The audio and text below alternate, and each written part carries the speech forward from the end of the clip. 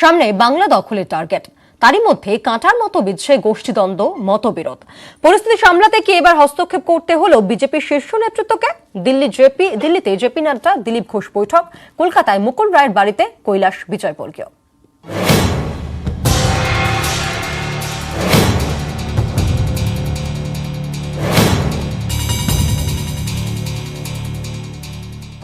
সর্বভারতীয় বিজেপি সভাপতির তলবে জেপি নাড্ডার সঙ্গে বৈঠক করলেন দিলীপ ঘোষ। ঠিক সেই সময় কলকাতায় আরও এক প্রস্ত বৈঠক, কৈলাস বিজয়বর্গীর সঙ্গে বৈঠক মুকুল রায়।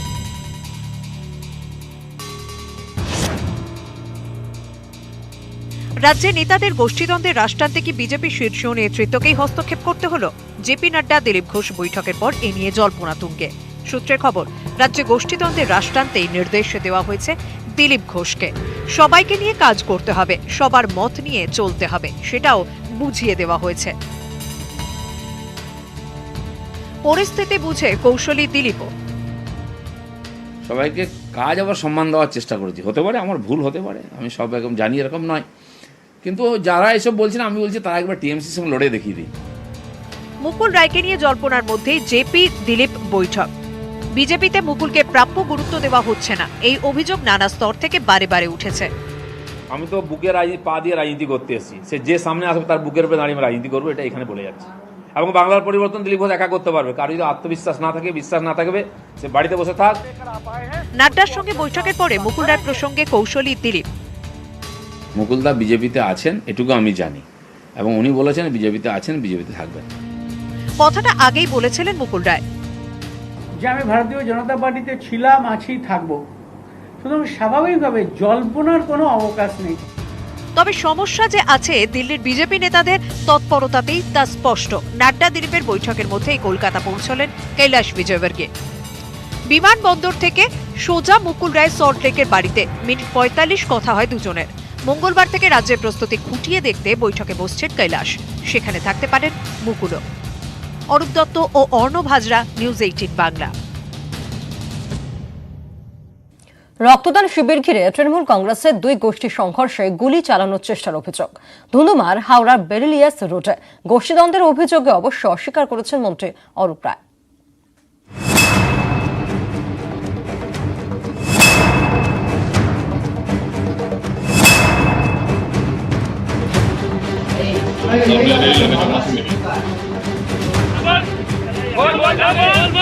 হাওড়ায় তৃণমূলের রক্তদান শিবির ঘিরে গোলমাল। তৃণমূল নেতা অরূপ রায়ের সামনেই সংঘর্ষে জড়ালো তৃণমূলের দুই গোষ্ঠী। সংঘর্ষে গুলি চলেছে বলেও অভিযোগ। দু দলের সংঘর্ষে আহত বেশ কয়েকজন। পরিস্থিতি নিয়ন্ত্রণে নামল র্যাব। হাওড়ার 17 নম্বর ওয়ার্ডের বেলিলিয়াস রোডে রক্তদান শিবিরের আয়োজন করেন তৃণমূল কর্মী প্রেম প্রকাশ সিং। উদ্বোধনে আসেন মন্ত্রী অরূপ রায়। অভিযোগ, সেই সময় স্থানীয় তৃণমূল কর্মী সচিন জয়সওয়াল ও তার দলবল বিক্ষোভ দেখাতে শুরু করে। প্রেম প্রকাশ দলবল নিয়ে সচিনের উপর চড়াও হয় বলে অভিযোগ। অরূপ রায়ের সামনেই দুদল সংঘর্ষে জড়িয়ে পড়ে। প্রেম প্রকাশ সিং গুলি চালানোর চেষ্টা করেন বলেও অভিযোগ। নিয়ে এসছে আজকে পিপি সিং, এইখানে যে বিধায়ক আছে বলছে পিপি সিং নিয়ে চলতে হবে, নালে তোমাকে কিছু করতে হবে, আর আমাদেরকে বলছে তোমাদেরকে দল করতে হবে না। এই নিয়ে দুবার হামলা করে দিয়েছে আমার উপর। একবার অ্যাটাক করেছে, আমি চলে এসেছি, আবার অ্যাটাক করতে মেশিন নিয়ে এসেছিল এখানে। পাল্টা সচিনের বিরুদ্ধে মারধরের অভিযোগ উঠেছে। গেস্ট হচ্ছে, ওকে মারধর করছে, তারপরে আমরা রুখতে গেছি, আমার থেকে হাতাহাতি করলো। কেন কি এরা তো এত মারধর 3বার 4বার আসছে, আবার হামলা করতে, আবার মেয়েদের পাঠাচ্ছে মেয়েদের উপরে হামলা করার জন্য। গোষ্ঠীদ্বন্দ্বের অভিযোগ অস্বীকার করেছেন তৃণমূলের হাওড়া জেলার চেয়ারপারসন অরূপ রায়। বেলিলিয়াস রোডের ঘটনার সঙ্গে কোনো রাজনীতির কোনো সম্পর্ক নেই। এটা দুজনের দ্বন্দ্ব, দুজনের ব্যক্তিগত দ্বন্দ্ব। এবং যেহেতু পাশে বিজেপি পার্টি অফিস, বিজেপি তার ফয়দা তুলেছে, তার সুযোগ নিয়েছে। তারা তৃণমূলের, অবশ্যই তৃণমূলের কর্মী। সচিনের সঙ্গে দীর্ঘদিন দলের কোনো যোগাযোগ নেই। সংঘর্ষের জেরে কয়েকজনকে আটক করা হয়, বাজেয়াপ্ত করা হয়েছে পিস্তল। ক্যামেরায় রাজু ভূঁইয়ার সঙ্গে দেবাশিস চক্রবর্তী, নিউজ 18 বাংলা। তৃণমূলের সংঘর্ষে সুপারি কিলার, চাঞ্চল্যকর অভিযোগ ক্যানিংয়ে। অঞ্চল যুব সভাপতিকে খুন করতে অঞ্চল সভাপতি সুপারি দিয়েছেন বলে অভিযোগ।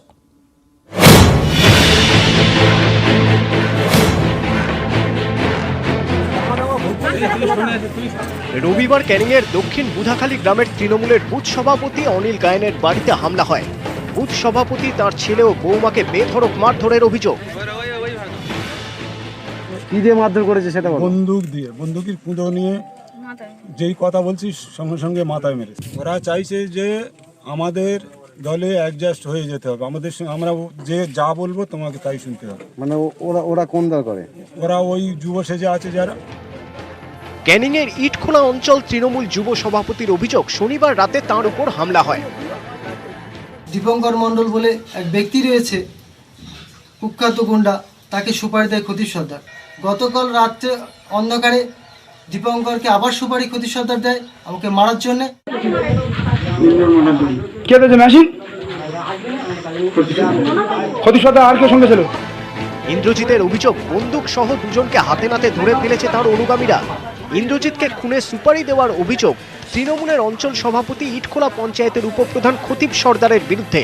খতিব সর্দার আবার দায় চাপাচ্ছেন বিজেপির উপর। ইন্দ্রজিতের লোকজনেরা তারা আমার বুথ সভাপতি, তার দুটো ছেলে এবং তার দুটো ছেলের বউকে মারধর করেছে। ওই ইন্দ্রজিৎ সর্দার যুবর নাম করে আছে, প্রকৃতার্থে ও যুবই নয়, ও বিজেপির হয়ে RSS এর হয়ে কাজ করে।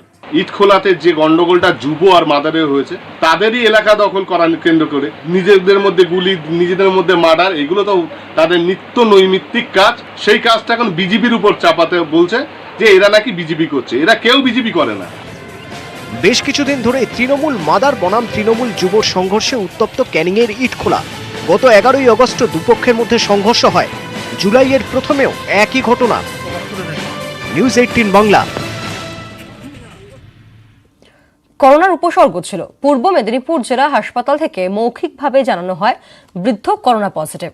অভিযোগ, কোভিড হাসপাতালে গিয়েও চিকিৎসা মেলেনি। চিকিৎসা নিয়ে টানাপোড়েনে অ্যাম্বুলেন্সে পড়ে থেকে মৃত্যু হলো পাঁশকুড়া রোগীর। মৃত্যুর পরেও কাগজে কলমে করোনা রিপোর্ট না আসায় সৎকার নিয়ে সমস্যায় পড়ে পরিবার। রোগী পরিবারের ঘাড়েই দায় চাপিয়েছে জেলা প্রশাসন।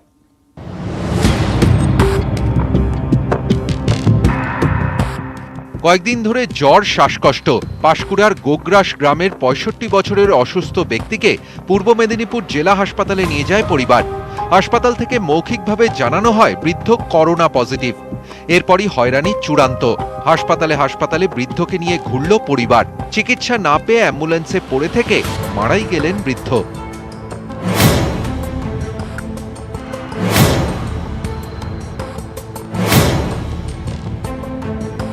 রোগীর পরিবারের অভিযোগ, পূর্ব মেদিনীপুর জেলা হাসপাতাল নমুনা নিলেও রিপোর্ট দেয়নি।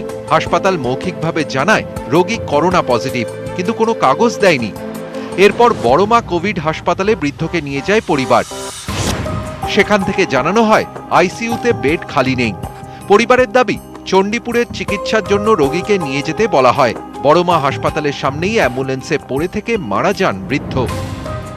বলছে 5টা যেখানে টেস্ট করা হয় সেটা রিপোর্ট পজিটিভ এসেছে, কলকাতারটা আসেনি। তো আমি কোনটা বিশ্বাস করবো? কালকে রাত্রিবেলা আমাকে বলেছিল যে আরজি করে রিপোর্ট পজিটিভ এসেছে, এখন বলছে পাঁশকুড়া রিপোর্ট পজিটিভ এসেছে। বৃদ্ধের মৃত্যুর পরেও আরেক সমস্যা, করোনা রিপোর্টের কোনো নথি না থাকায় সৎকার নিয়েও জটিলতা তৈরি হয়। জেলা প্রশাসন অবশ্য রোগীর পরিবারের ঘাড়েই দায় চাপিয়েছে। সিসিইউ বেড দরকার ছিল, সিসিইউ বেডের ছিল না। ওয়াইফাই মেশিন দিয়ে ওকে স্টেবিলাইজ করা হবে, তো পেশেন্ট পার্টি সেটা রাজি হয়। চণ্ডীপুরে নিয়ে যাওয়ার কথা বলা হয়েছিল, সেটাতেও তারা রাজি হয়নি। ডেড বডি নিয়েও একটা বিতর্ক হচ্ছে যে নেওয়া বা সেটা আমরা দেখছি। রোগীর পরিবারের প্রশ্ন, কেন রিপোর্ট আসার আগেই বড়মা কোভিড হাসপাতালে পাঠালো পূর্ব মেদিনীপুর জেলা হাসপাতাল? কেন বড়মা হাসপাতাল ফিরিয়ে দিল?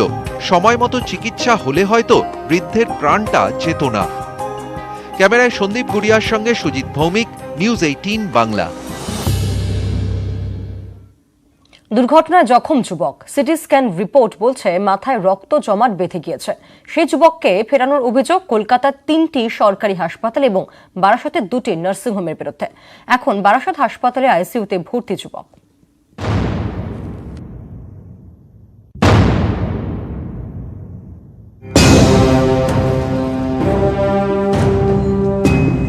দত্তপুকুরের নিবাদী এলাকার বাসিন্দা জাহাঙ্গীর আলী মণ্ডল শনিবার বিকেলে দত্তপুকুর ফাঁড়ির সামনে তাকে গাড়ি ধাক্কা মারে।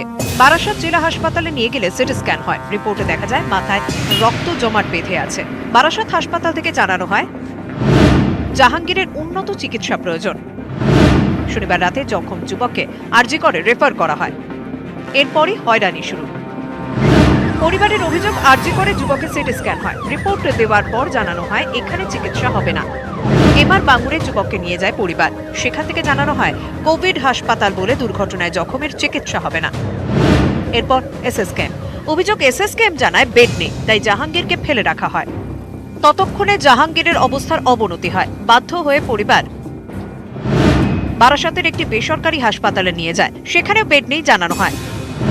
বারাসাতে আরো একটি নার্সিং হোমে নিয়ে গেলে যুবকের চিকিৎসা হয়নি। পেশেন্টকে এখন রাস্তার লোক বারাসাত হসপিটালে ভর্তি করে, যে আমাদের বলছে ট্রান্সফার লিখেছে আরজিকর। আমাকে ওখান থেকে ট্রান্সফার লিখেছে, আমাকে বলছে আপনি পিজিতে যান। পিজিতে গেছি, ওনারা বলছে আমাদের বেড খালি নেই। তারপর ওখান থেকে নারায়ণীতে এসেছি। লাস্টে এখন আমি স্বাস্থ্য সুরক্ষার কার্ড দেখিয়েছি, আমাকে বলছে বেড খালি নেই। পেশেন্ট আমরা ভর্তি করতে পারি না, আমাদের পেশেন্ট তো অবস্থা খারাপ, আমাদের পেশেন্ট তো মারা যাবে। নিউজ 18 বাংলার খবরের জেরে এক তৃণমূল নেতা জাহাঙ্গীরকে ভর্তি করতে উদ্যোগী হন। বারাসাত হাসপাতালের সুপারও যোগাযোগ করে ওই যুবককে কোথাও ভর্তি করাতে পারেননি। শেষ পর্যন্ত বাধ্য হয়ে বারাসাত হাসপাতালে আইসিইউতে ভর্তি করা হয় জখম যুবককে। সুপার কিন্তু স্পষ্টই বলেছেন বারাসাত হাসপাতালে যা পরিকাঠামো তাতে যথাযথ চিকিৎসা করা সম্ভব নয়। পেশেন্টটার ম্যাসিভ হেড ইনজুরি আছে এবং তার সাথে আনুষঙ্গিক আরও বেশ কিছু ফ্র্যাকচার আছে। এখন আমাদের ইনফ্রাস্ট্রাকচারে যত রকম ব্যাকআপ দেওয়া যায় সবটাই আমরা চেষ্টা করি এবং পেশেন্টটা এখন আপাতত আমাদের আইসিইউতে চিকিৎসা করব। শনি থেকে রবি দিশেহারা হয়ে জখম যুবককে নিয়ে হাসপাতালে ঘুরল পরিবার। হয়রানি ছাড়া কিছুই জুটল না। রোগী ফেরানো নিয়ে হাসপাতালগুলির কোনো প্রতিক্রিয়া মেলেনি। এক হাসপাতালের সুপার ভর্তি করে মানবিকতার পরিচয় দিলেও জানিয়ে দিলেন তাদের সীমাবদ্ধতা।